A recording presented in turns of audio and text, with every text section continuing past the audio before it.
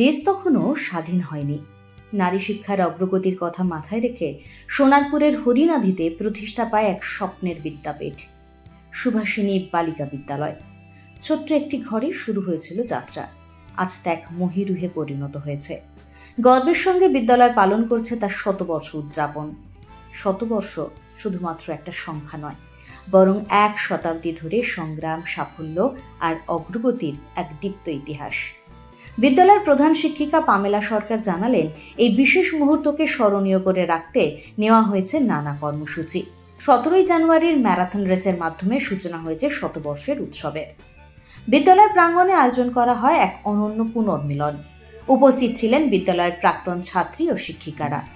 কেউ আজ শিক্ষিকা, কেউ চিকিৎসক, আবার কেউ প্রতিষ্ঠিত আইনজীবী।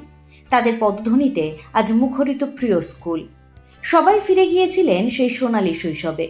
স্মৃতির হাতছানিতে জীবনের ব্যস্ততার মাঝেও খুঁজে নিয়েছিলেন সেই হারিয়ে যাওয়া সময়। আজ বিদ্যালয়ের উদ্বোধন করা হয়েছে এক অত্যাধুনিক সেমিনার রুমও। ভবিষ্যতে নানা অনুষ্ঠান হবে এখানেই।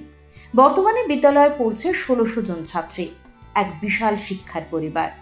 প্রধান শিক্ষিকা আশাবাদী, প্রাক্তন ও বর্তমান ছাত্রীদের মেলবন্ধনে সুভাষিনী বালিকা বিদ্যালয় আগামী দিনে ছুঁয়ে যাবে আরও অনেক নতুন মাইলস্টোন, গড়ে তুলবে আরও গৌরবময় অধ্যায়। শতবর্ষের এই শুভক্ষণে সোনারপুর আপডেটের পক্ষ থেকে সুভাষিনী বালিকা বিদ্যালয়কে জানাই অকৃত্রিম শুভেচ্ছা ও অভিনন্দন।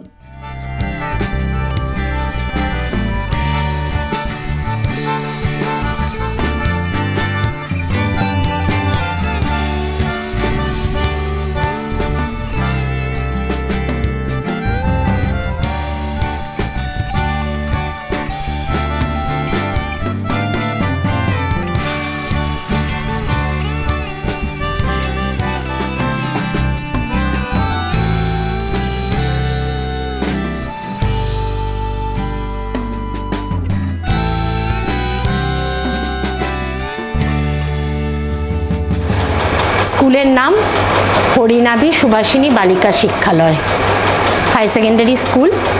100 বছরে পদার্পণ করলো এবং এলাকাটা, এই যে রাজপুর সোনারপুর এলাকা, যথেষ্ট বর্ধিষ্ণু একটি এলাকা।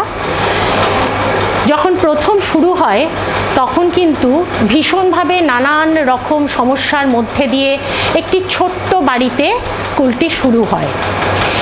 এই যে সুভাষিনী দেবীর নাম, ওনার বাবা আসলে এই স্কুলটার নামকরণ করেন।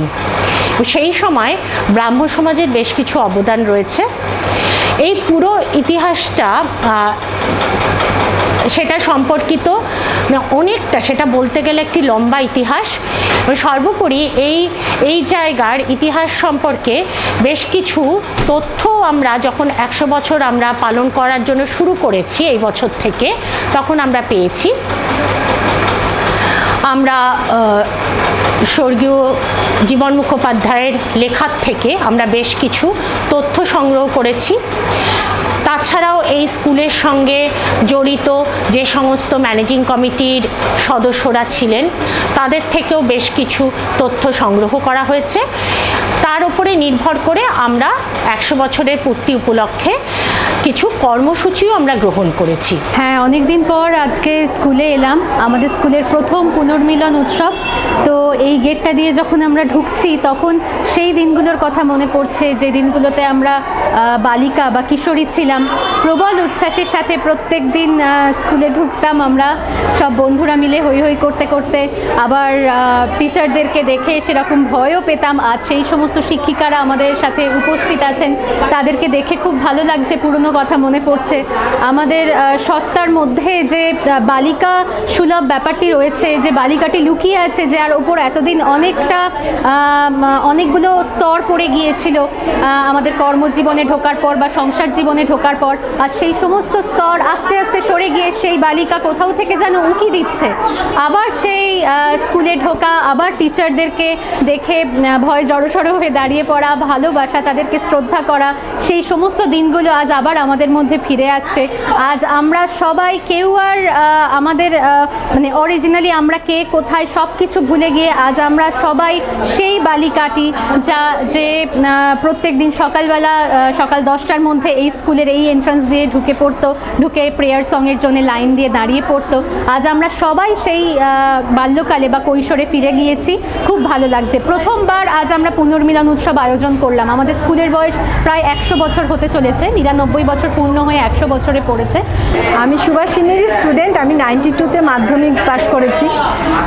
স্কুলের প্রতি ভালোবাসাটা তো সবসময়ই ছিল, কিন্তু এইভাবে যে আমরা আবার সব বন্ধুদের ফিরে পাবো, পুরনো টিচারদের ফিরে পাবো, সত্যি এটা ভাবিনি। এটা সম্ভব হয়েছে শুধুমাত্র এখনকার যে প্রেজেন্ট হেডমিস্ট্রেস আছেন তার জন্য। উনি এবং আমার মনে হয় এই সময়কার সমস্ত টিচাররা মিলেই এটা বোধহয় ঠিক করেছিলেন।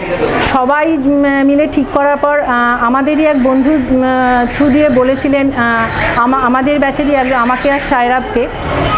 তা আমরা তখন ভাবলাম যে ম্যামের সঙ্গে আমরা একটু রিউনিয়ন নিয়ে কথা বলে দেখি না কেন। 100 বছর পূর্তিতে যদি আমরা একটা রিউনিয়ন করতে পারি, তখন আমি আর সায়রা মিলে এই রিউনিয়নটা নিয়ে ম্যামের সঙ্গে, মানে আমি কথা বলিনি, বলেছিল সায়রাই। তারপরে যে ম্যামরা এত সাহায্য করবে আমরাও ভাবিনি। আজকে যদি সত্যি এই প্রেজেন্ট টিচাররা এত সাহায্য না করতো, আমরা সত্যি এই জায়গাটা অ্যাচিভ করতে পারতাম না। সব থেকে ভালো লাগছে যে আমরা অনেক পুরনো দিদিদের পেয়েছি, আমাদের বোনেদের পেয়েছি, আর মানে সবাই এখন আমরা এত বয়সের ডিফারেন্স হওয়া সত্ত্বেও সবার মন মানসিকতাটা কিন্তু একই রয়েছে। মানে আমাদের মনে হচ্ছে সেই স্কুলে এসে ক্লাস করব, ক্লাস করে কে পড়া করেছে কে পড়া করেনি, অনেক সময় পড়া করে আসেনি, টিচারদের লুকিয়ে থাকতে হয়েছে, এরকম প্রচুর কিছু হয়েছে জীবনে। এখন সত্যি মনে হয় দিদিমণিদের সেই মারগুলো, সেই বকাগুলো না পেলে বোধহয় আজকে আমরা নিজেদেরকে প্রতিষ্ঠিত করতেও পারতাম না। আজকে আমরা সবাই হয়তো নিজের কাজে যথেষ্ট প্রতিষ্ঠা লাভ করেছি, কিন্তু মানে আজকের দিনটা ফিরে পাওয়াটা আমাদের কাছে সত্যি জীবনের অনেক একটা বড় ব্যাপার। আমরা সুভাষিনী বালিকা শিক্ষালয়ের 92-এর ব্যাচ। এখানে আমাদের একটি পুনর্মিলন উৎসব হচ্ছে আজকে। প্রচুর সমাগম ছাত্রছাত্রীদের, আমাদের পুরনো টিচাররাও সবাই এসেছেন। স্কুল মানেই একটা মিলন ক্ষেত্র, সেকেন্ড হোম আমাদের প্রত্যেকেরই স্কুল। তো স্কুলের সঙ্গে আমাদের অনেক আবেগ, অনেক ভালোবাসা, অনেক মানে কি বলবো, অনেক খুনসুটি, দুষ্টুমি সব কিছু আমাদের এই স্কুলের সঙ্গে জড়িয়ে আছে। আজকে এখানে আসতে পেরে নিজেকে খুব গর্বিত এবং ধন্য মনে হচ্ছে। এত সমাগম এবং বর্তমান প্রধান শিক্ষিকা মহাশয়ের ঐকান্তিক প্রচেষ্টা এবং আমাদের সমস্ত আমাদের বান্ধবীরা, আমাদের ছোট ছোট বোনেরা এত ভালো অনুষ্ঠানটা করার জন্য তাদের প্রত্যেককে আমার ধন্যবাদ এবং আন্তরিক শুভেচ্ছা।